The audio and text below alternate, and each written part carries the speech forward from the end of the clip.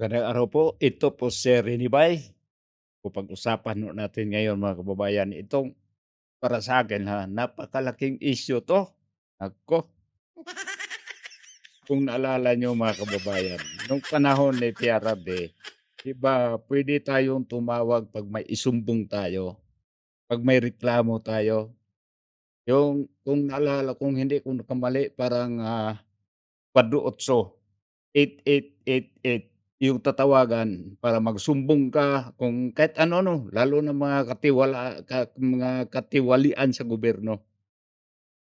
Pero wala pa tayong narinig na yung nagsusumbong doon ay paimbestigahan. Pero ngayon, itong pag-usapan ho natin ngayon mga kababayan, itong komentaryuhan natin, itong reaksyonan natin na video ay patungkol ho dito sa mga 18 Marines. Na may mga notaryadong affidavits na ilan na ngang dinadala na nila doon sa ombudsman at ngayoy, paimbestigahan sa NBI. Pero baliktad mga kababayan, baliktad, eh. 'Di ba ang karaniwan nga isusumbong mo, ang paimbestigahan, yung mga taong sinusumbong mo. Pero ang nangyayari ngayon, sila ang nagsumbong, sila ang paimbestigahan.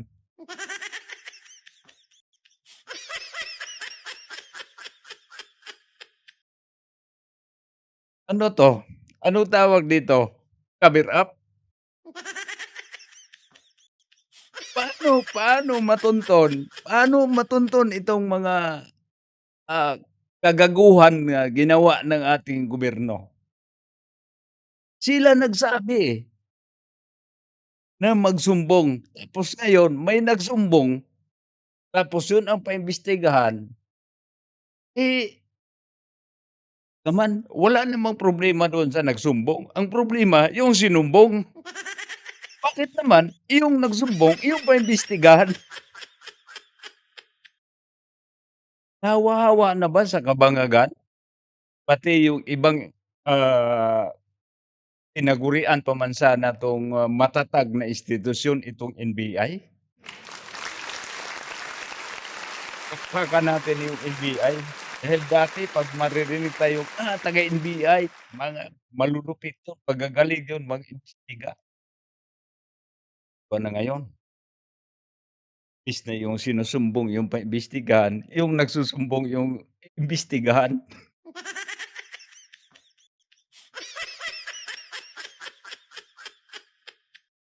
Kita niyo 'to mga kababayan, alam niyo 'to?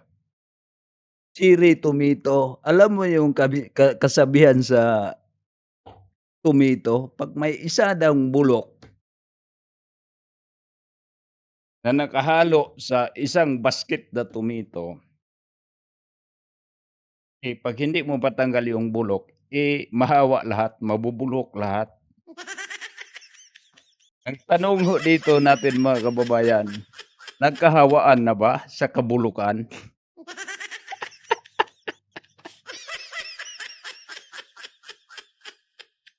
Paano maayos itong problema ng ating bayan 'pag ganito ang proseso nila?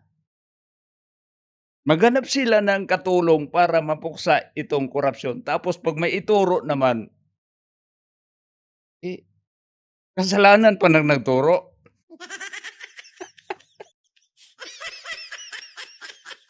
Sige panoorin natin 'to mga kababayan, panoorin natin 'to. Bida, pumunta kami.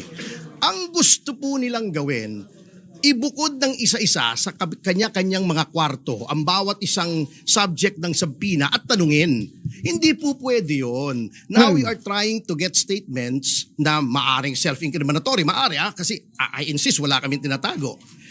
That papasok na yung right to remain silent dyan.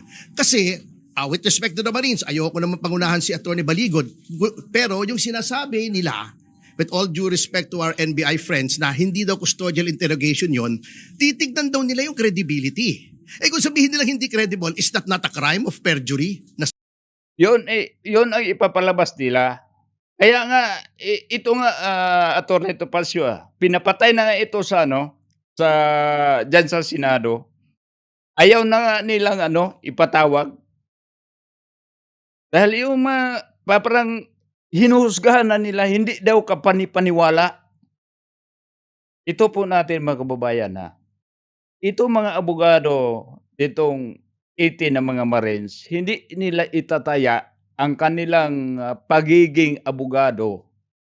Hindi nila itataya ang kanilang dignidad, hindi nila itataya ang kanilang kredibilidad kung hindi nila ito pinag-aralan. Hindi ito lalaban na wala silang kalaban-laban. Talaga itong pinanindigan ito ng 18 na mga Marines sa pamamagitan ng mga abogado na nagsusuporta sa kanila. Tulong ito sana para sa ating gobyerno na para mapuksa o para matuldukan itong kabulastugan na nangyari sa ating bansa. Pero anong nangyari? NBI.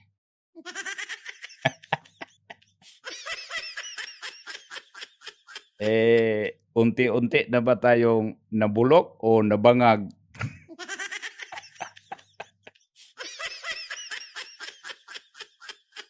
Buwisit ang buhay nito. Sasabihin nila. Oh, di ba? Kaya very suspicious po ito at and very alarming tong ginagawa nila. Na isasabihin na nila, i-interviewin nila isa-isa. Alam naman nila isa lang ang abogado ng 18. Sabi ko nga sa kanila, ano bang partisipasyon ng aking kliyente? He was not mentioned in the subpoena. Oh, hindi naman siya inirereklamo. Sabi ko, kung talagang gusto nyo mag-imbestiga, bakit hindi nyo ipatawag? Yung itinuturo, ba't yung nagtuturo ang ipinatatawag nyo? At i-interview Yun. Yun nga, yun. Baliktad eh. Dapat sana ipapatawag nila yung sino man yung tinuturo para subukan natin yung kredibilidad sa inyong mga sinasabi dito. Ipapatawag natin yung mga sinumbong mo. Para mapatunayan kung sila'y nagsisinungaling o kung ano-ano pa man, hindi totoo lang yung mga sinasabi nila. Hindi yung isang institusyon na mag-imbestiga na siya rin parang sa pananaw ko dito, hinuhusgahan ho nila eh. Gusto na ho nilang itigil, gusto na nilang patayin. Anong sadya nila? Ayon dito sa ulat dito, sa sinasabi dito ni, Attorney Topacio, ipapasok sa isang kwarto tapos iisa-isahin sila doon. Anong tawag doon? Baka sabihin doon na, "Sige, ikaw may kaso ka. 'Pag ipapatuloy mo 'to, tutuluyan kita." Kung gano'n ang mangyari sa 'tong gobyerno, sino pa namang gustong magsumbong kahit makakita pa, kahit sa harapan pa? Kung sa akin mangyari 'yon, makita ko sa harapan ito ang ginagawa ng isang, opisyal ng gobyerno, tutal sa ganito namang pagkakataon, ganito namang edad ko, gusto ko ng wala na akong problema sa buhay, babaunin ko na kayo sa impyerno para matigil lang kayo. Oh, totoo lang. Wala ka ng magagawa, eh. Lahat na lang institusyon ng gobyerno na naisip natin na parang sila sana ang pinakamatatag na institusyon, itong NBI. Hawa pa sa kabangagan.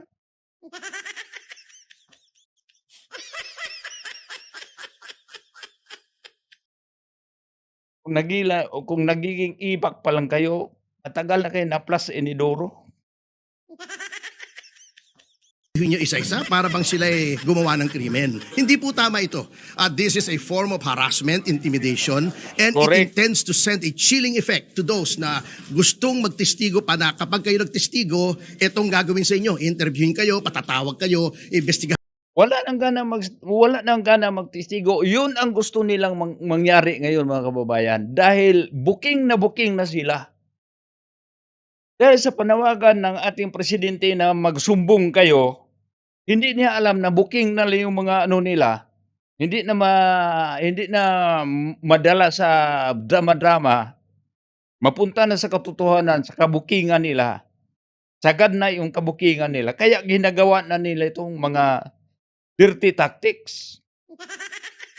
Ginagamit pa ang NBI, na ito pa namang NBI na tinuguriang matatag, malupit, pinakamabisang, institusyon na para sa pag-imbestiga sa mga pinakalalim na mga krimen.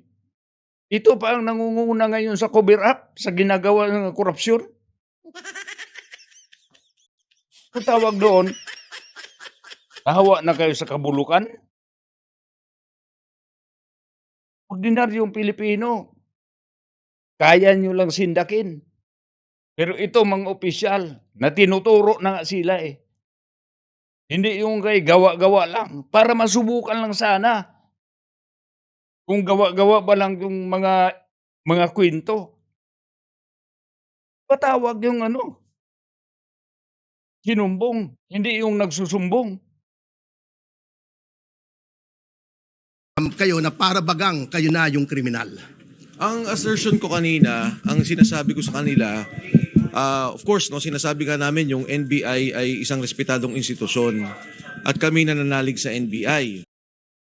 Kaya nga, ano sana, pero 'pag ito ang nangyayari, mga kababayan, naku po, para 'tong sa PDEA, alam niyo mga kababayan, itong PDEA, yung tagahuli ng mga ano, druga,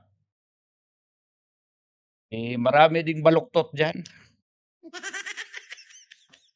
So, ano lang sila, eh, magkapitbahay lang silang institusyon, eh. Sa isang institusyon yun, isa lang yun, under na nga saan yun under? Under Department of Justice. Yung mga PDEA, yung mga gano'n-gano'n, yun ang pagkakaalam ko, ha. So, kabila-kabila o kung sa bahay pa, isang bahay lang sila, tapos kwarto-kwarto, eh, parehas lang sila ng ano, pareha na sila yung kagaw nila, yung virus nila.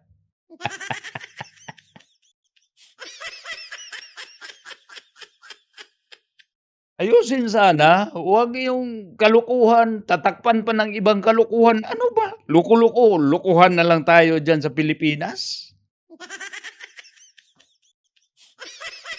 Huwag na lang tayong sabihin na mahiya tayo sa ibang tao, mahiya na lang tayo sa sarili nating ginagawa. Pero ang tanong ko, kung ini-establish lang yung identity ng mga tao, de-establish nila kasi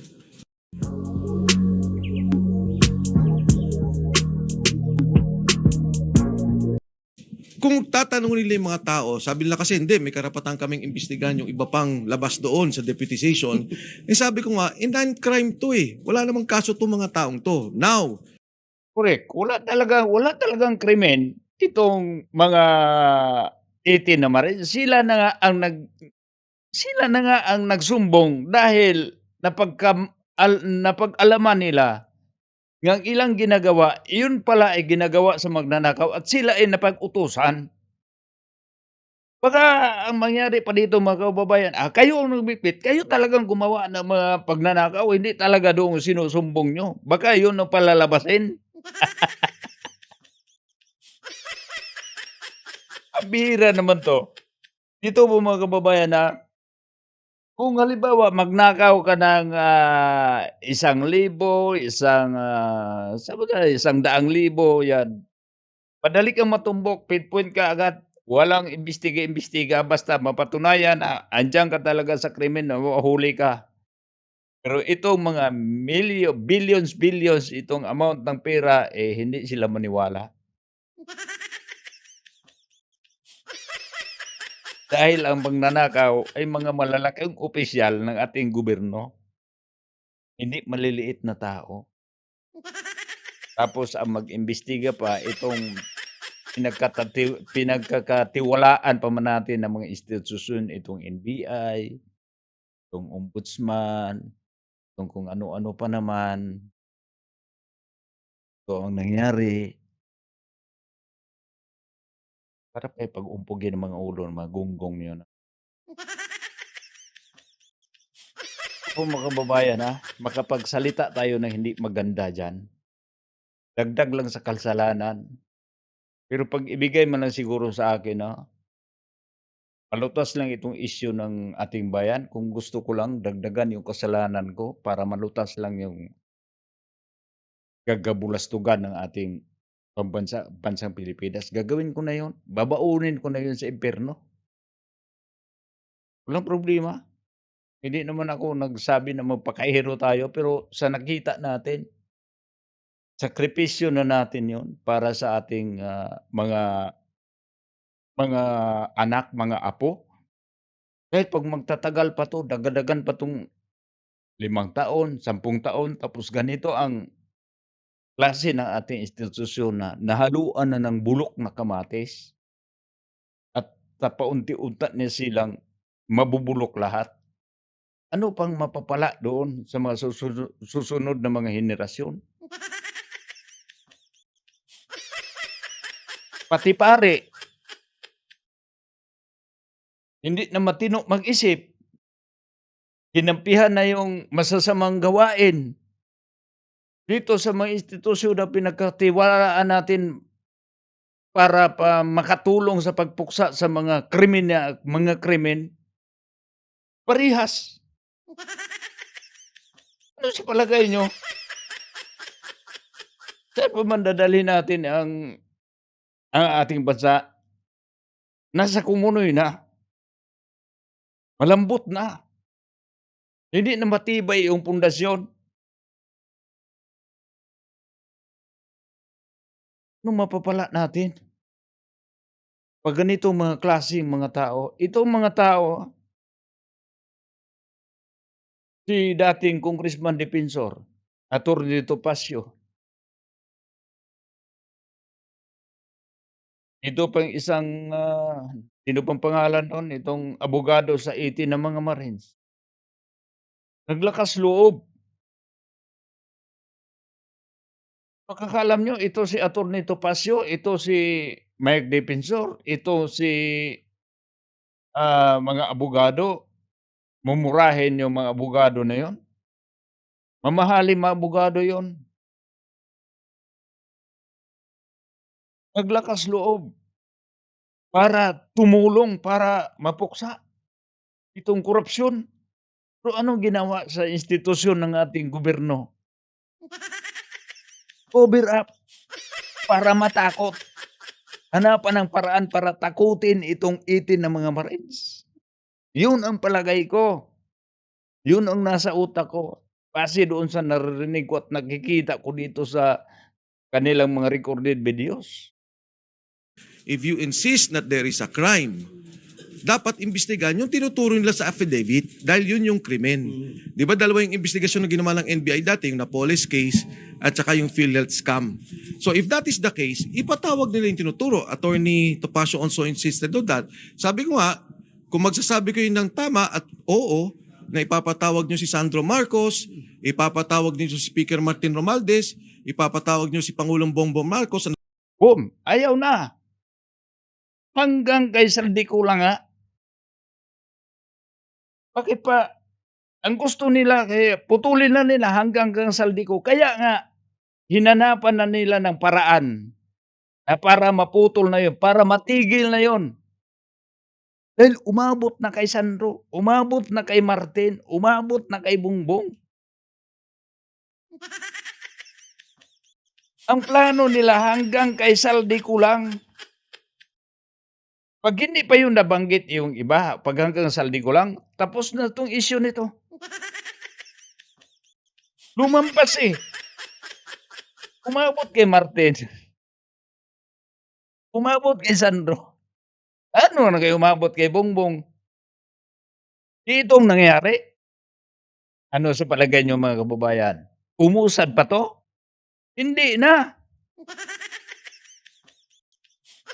Wala na 'tong patutunguhan. Wala na. Wala na tayong mapala diyan. Hanggang diyan na. Ginulo na nila Instead na papunta na medyo malinaw na kung saan tayo patungo, inabo-labo.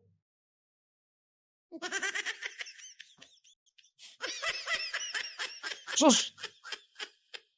Sarap sa pakin, Nabanggit doon sa affidavit, yan, papayag kami sa totohanan at kabuwang investigasyon. Pero kung ang iimbestigahan yung mga tao na nagsalita, anong krimen doon? Anong krimen ang nagawa nila? At Kaya nga, dito nga, oo naman, Kaya dito mga kababayan na may natutunan tayo dito. Kaya ingat-ingat tayo, Minsan na maganda yung pakay natin na makatulong tayo. Minsan nga, kaya nga nagkalitsi-litsi itong gobyerno natin, nagkalitsi-litsi itong pamahalaan natin. Dahil sa mga taong bumabastos, gumagahasa dito sa ating demokrasya. Malaya silang gumagawa ng kabulastugan dahil nasa kanila ang kapangyarihan. In short, mga abusado, mga abusadong hipokrito. Porket ayaw nila, sila pa daw nangunguna. Ang nangyari pa ngo dito, para pang naging hero pa ang presidente natin. Dahil siya ang nakatuklas sa korupsyon. Inimbestigahan naman, gusto namang putulin hanggang doon lang dahil aabot sa kanya yung korupsyon.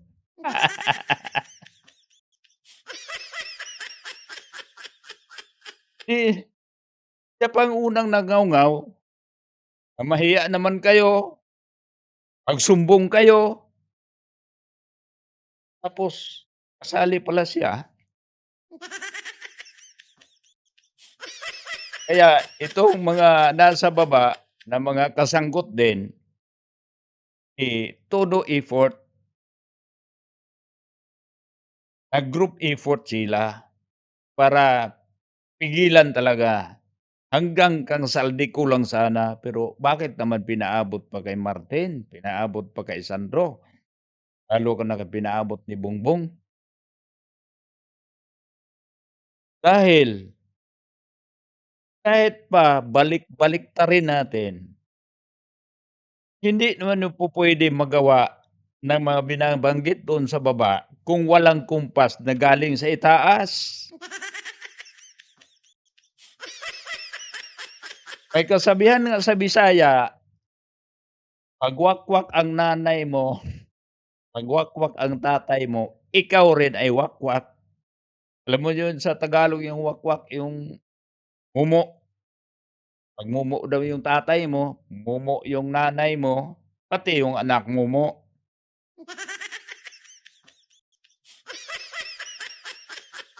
Pag kawatan ang tatay mo, kawatan ang nanay mo, ano tawag mo sa anak? Kawatan din.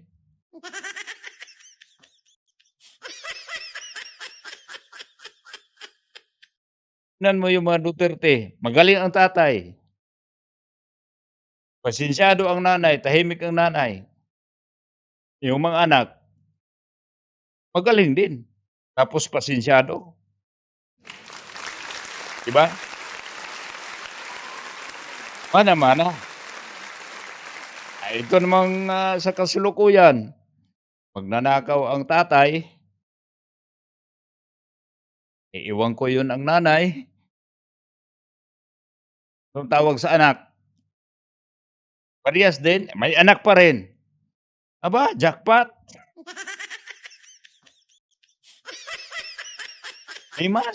Limas ang kaban ng bayan, limas. anong krimen para imbestigahan ng NBI? Pero with your indulgence, hindi po ba ang proseso po ng investigasyon, normally po pag may nagreklamo, kinukuha mo muna yung facts, lahat. Yes. Ng nagreklamo. Correct. After that, yung po mga inaakusahan yung susunod po ipapatawad. Correct. Dito po sa NBI. No? Correct. Would you agree na ito po yung preliminary step na gustong gawin ng NBI? So pagka ako pala nag-file sa korte, pag nag-file pala ako sa korte, tatanungin muna ng piskal, sino ka ba? May kaso ka ba? Ikaw ba ay kriminal? Ikaw ba ay kung saan ka nanggaling? Sino nagpopondo sa'yo? Hindi naman tatanong ng piskal yun eh. Di ba? Sa investigasyon niya eh. Ang iimbestigahan niya yung krimen na Correct. Natural. Simple lang. Ano na nga logic mga kababayan, halimbawa tayo, simple lang, magsumbong ka, "Uy, binugbog ako doon." Sino bang nagbugbog sa'yo? Siya, ituturo mo na, imbestigahan na, bakit mo siya binugbog, saka pa matuklasan yung mga dahilan bakit ka nabugbog. Wag mo nang imbestigahan bakit ka binugbog. Eh, 'pag nabugbog walang krimen sa kanya. Na halimbawa ako nabugbog, nagsumbong ako na binugbog. Ang krimen galing doon sa nangbugbog, hindi galing sa akin. Biktima ako ng krimen. Bakit ako imbestigahan? Eh, yun ang nangyayari sa 80 na mga Marines. Silang nagsumbong, silang imbestigahan. Anong tawag doon? Cover up. Or yung hawsyaw, kung makalumang, mga termino, hawsyaw. Yung labo-labo, yung medyo sabihin natin na yung malinaw, palabuin mo. Dagdagan mo na ibang substance para lumabo, para hindi nila makita yung anong totoo. Tapos, ito pa ang battle cry ng ating pangulo, magsumbong kayo, mahiya naman kayo. Ayun, dapat mahiya. Nasabi ko. Ngayon, batay doon sa krimen, yung mga kalaban, yung mga inakusahan na tumanggap ng pera, sila magsabi na ito walang kredibilidad, ito hindi totoo, ito hindi totoo. But for us to be investigated initially by the investigative body, yun ang mali. Kami na bigla ang may kasalanan. Nag-file ka sa piskal, nagreklamo ka, sinabi mo yung katotohanan sa pagnanakaw dito sa gobyerno, pagkatapos ikaw inimbestigahan, parang di ata tama. So, hindi po paliwanag. Excuse me lang, sasagutin ko si John, from a legal standpoint. Ganito po yung sinasabi mong proseso, ganito yung sinasabi mong proseso kasi. You file a complaint. Nag-aalege ka ng mga krimen doon. Since that is an affidavit, meaning to say it is under oath, at nung isang araw pumunta rito yung notaryo at napatunayan niya, siya ay tunay na abogado, siya ay notaryo at humarap sa kanya yung 18 na mga nagsagawa ng affidavit. That entitles the affidavit to full faith and credit upon its face. Ano pong ibig sabihin yan? Kung walang kokontra dyan, yan na ang totoo. Sino ang dapat kumontra dyan? Yun bang piskal o yung NBI? Hindi po. Yung binabanggit. Tama. Ikaw ang magdefensa. Ikaw ang magsabi, bakit hindi totoo itong sinasabi? Ito ay hindi totoo. Ito kasinungalingan. Ito, walang katotohanan nito. Bakit sila ang nag-establish kung meron o walang katotohanan? Again, an affidavit duly sworn before a notary public is entitled to full faith and credit upon its face. Paniwalaan mo muna yan.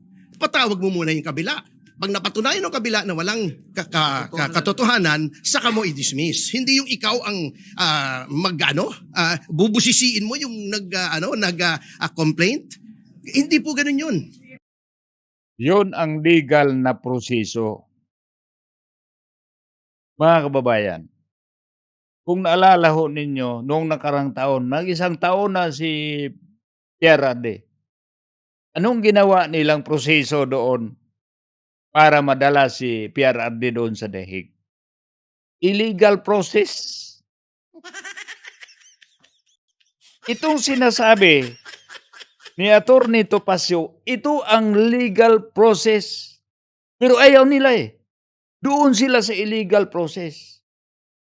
Saan ito nagaling? Sinong nagmamando diyan sa NBI? Sinong nagbigay ng utos sa NBI?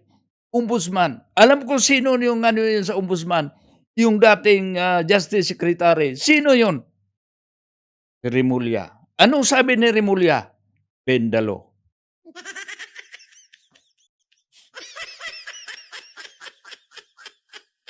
Utos yun galing sa ombudsman. May kumpas. So, Pendalo. Buti na lang magagaling itong mga abogado. sinusundan yung proseso, pero hindi tayo aasa dito mga kababayan, wala 'to silang magagawa. Sila andoon sa kapangyarihan, wala 'to, eh. Pinipilit lang nila na pakita lang dito sa publiko, pakita lang sa sambayanang Pilipino na ito ang tamang prosesong ginawa namin. Dadaan sana tayo sa tamang proseso para matukoy natin kung sinong nagsasabi ng totoo, sinong nagsasabi ng mali. Pero ito po nakita natin, binabulabog nila. Gumagawa sila ng ibang proseso na hindi naman sang-ayon sa batas. Ito na ba ang sinasabing bend the law?